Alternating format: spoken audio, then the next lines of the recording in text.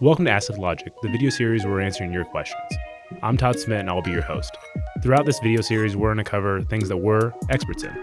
So SEO, web design, web development, PPC, social media, photography, and videography. That's why we wanted to start Ask Lift Logic, to help serve out content to people who aren't just our clients. Because the more you guys know, the better decisions you can make.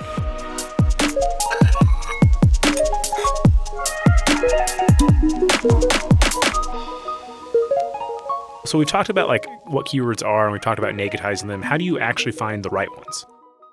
So to find your keywords, it's kind of a combination of a lot of things. First and foremost, you know your business best. So the first thing we'll do when we're kind of starting to create a campaign, an account structure, is talk to the client and say, let's look at a calendar year.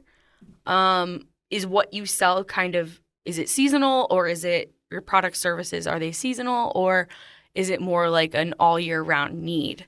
And that's where we start breaking out when we run campaigns, or, whether we call certain campaigns your winter, your fall, your summer, versus just general campaigns. So, kind of determining that, and then determining what you want to advertise for, whether it's your own name, whether it's specific services, if it's products. We just kind of flush all that out, and then as we sort them out by categories. So that'll be your campaigns. And then within that, we'll figure out the different ad groups, kind of based on the business owner's thoughts on keywords. And then we have a couple, good resources for keyword search tools.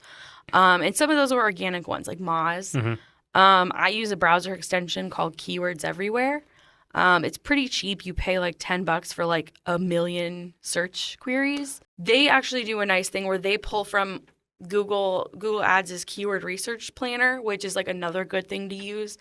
I typically don't use that as much for finding keywords as much as I use it for finding potential costs. But so you can type it in any search on Google, and it shows you right underneath the search box what the average cost per click is, how many searches that gets per month.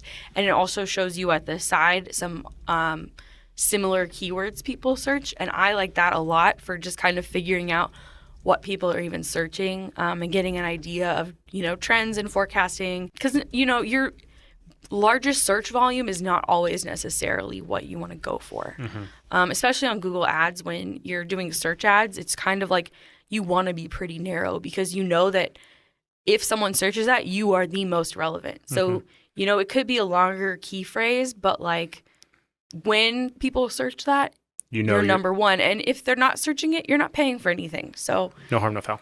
Feel free to hashtag AskLL on social media, and we'll get to them as quickly as we can. But keep in mind, there are no stupid questions, especially in the digital space.